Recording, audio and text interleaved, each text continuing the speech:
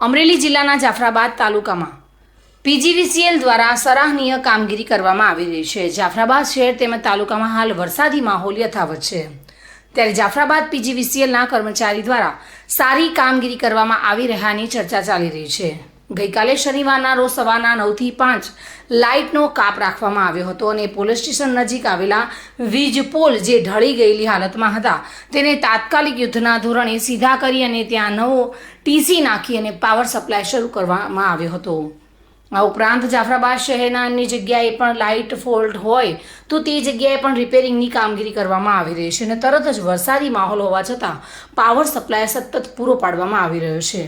આથી જાફરાબાદના નગરજનોને પીજીવીસીએલના કર્મચારીઓનો આભાર વ્યક્ત કર્યો હતો। બાબુ વાઢેર સાથે bureau report, today Gujarati news.